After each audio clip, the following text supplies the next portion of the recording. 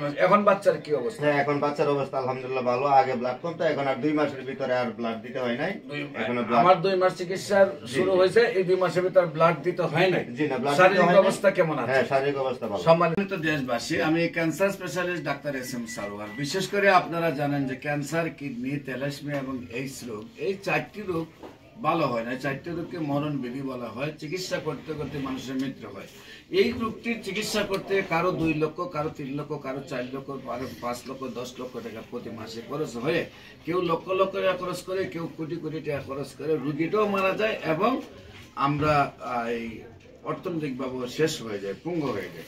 এমনই একজন রোগী, ব্লাড ক্যান্সার রোগী, যার সম্পূর্ণরূপে সুস্থ হয়ে যায়, সেই মরণ ব্যাধিকে বিজয় লাভ করছে। আমি বলি ক্যান্সার হলে আনসার নেই, সেই কথার কোনো ভিত্তি নেই। ক্যান্সার সম্পূর্ণরূপে সুস্থ হয়। বিশেষ করে আমার এমনই একজন ব্লাড ক্যান্সার রোগী যিনি সুস্থ হয়েছেন, আপনাদের সাথে পরিচয় করে দিচ্ছি।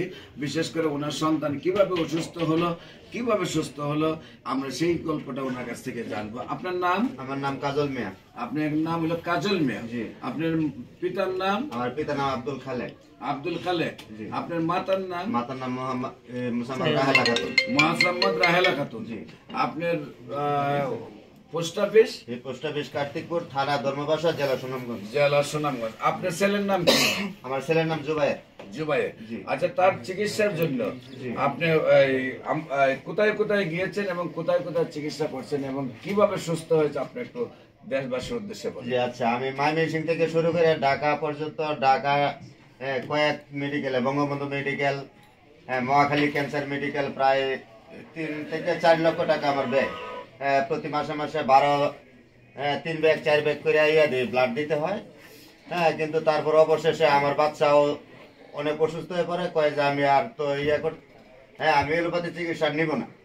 না নিতে গিয়ে তারপরে আমি ওই যে খুঁজতে শুরু করলাম। খুঁজতে গিয়ে প্রথম কি সমস্যা হইলো? ওই যে ব্লাড কমে যায়, ব্লাড কমে যায়। জি, ব্লাড কমে যায়। প্রতি মাসে 3 ব্যাগ 4 ব্যাগ, প্রতি মাসে 3 ব্যাগ 4 ব্যাগ ব্লাড দিতে হয়েছে। হ্যাঁ, কিলো মাসে 3 ব্যাগ, কিলো মাসে 4 ব্যাগ দিতে হয়েছে, প্লাটিলেটর দিতে হয়েছে। দিয়ে হ্যাঁ, এখন ওই তারপরে আপনার এখানে একটা পেলাম, ঠিকানা পাইলাম হবিগঞ্জ।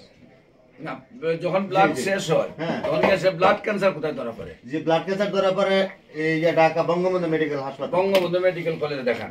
সেখানে ধরা পড়ার পরে কি আপনি সেখানে চিকিৎসা করছেন? না, চিকিৎসা করছি না। চিকিৎসা করে মহাখালী ক্যান্সার হাসপাতালে চিকিৎসা করছি। তারা ক্যান্সার হসপিটাল পাঠিয়ে দিয়েছে। হ্যাঁ, সেইখানে চিকিৎসা করছেন? জি, 1 মাস চিকিৎসা করছি। মহাখালী ক্যান্সার হসপিটালে আপনি 1 মাস চিকিৎসা করছেন, সেখানে কি বাচ্চা সুস্থ হয়েছিল?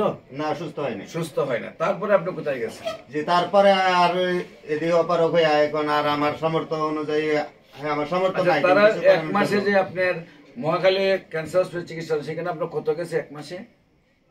1,20,000 টাকা। আমরা তো জানি মহাখালী ক্যান্সার হসপিটাল সরকারি। জি, সরকারি। তারপরেও আপনার 1,20,000 টাকা গেছে। জি। আর আপনার যে পিজি হসপিটালে সেখানে কত গেছে আপনার? জি, পিজি হাসপাতালে খালি আমি টেস্ট করাইছি। টেস্ট করাইতে গিয়ে প্রায় আমার 1.5 লক্ষ টাকা খরচ। আমার পিজি হসপিটালে আমরা জানি যে অর্ধ সরকারি, সেইখানে আপনার টেস্ট করতে প্রায় 1.5 লক্ষ টাকা গেছে। তারপরে আপনি চিকিৎসা সুস্থ না হয়ে অপারক হয়ে পরে আপনার এখানে গিয়ে আপনার শরণাপন্ন হয়ে আর কি। আচ্ছা, ইয়াতে আমার কাছে আসেন। জি, আমার কাছে প্রথম কোথায় দেখান? হবিগঞ্জে দেখানোর পর আজকে কয় মাস? আজকে 2 মাস। 2 মাস। এখন বাচ্চার কি অবস্থা? হ্যাঁ, এখন বাচ্চার অবস্থা আলহামদুলিল্লাহ ভালো। আগে ব্লাড কমতো, এখন আর 2 মাসের ভিতরে আর ব্লাড দিতে হয় নাই। আমার 2 মাস চিকিৎসা শুরু হয়েছে, এই 2 মাসের ভিতরে ব্লাড দিতে হয় নাই। জি না, ব্লাড শারীরিক অবস্থা কেমন আছে? হ্যাঁ, শারীরিক অবস্থা ভালো। সম্মানিত দেশবাসী, বিশেষ করে যেখানে কয়েক মাস, মাত্র 2টা মাসে এক জায়গায় 1.5 লক্ষ টাকা আর এক জায়গায় 1 লক্ষ টাকা, প্রায় 3-4 লক্ষ টাকা 3-4 মাসে খরচ করছেন এবং রোগ ধরা পড়ার আগেও প্রতি মাসে 3-4 ব্যাগ রক্ত দিতে গিয়ে, প্লাটিলেট দিতে গিয়ে সেটা উনি কয়েক লক্ষ টাকা হারিয়েছেন। তারপরে বাচ্চার কোনো চিকিৎসার কোনো ধারাবাহিকতা উনি পান নাই। তারপরে আল্লাহর রসের সমতে আমি চিকিৎসা করেছি।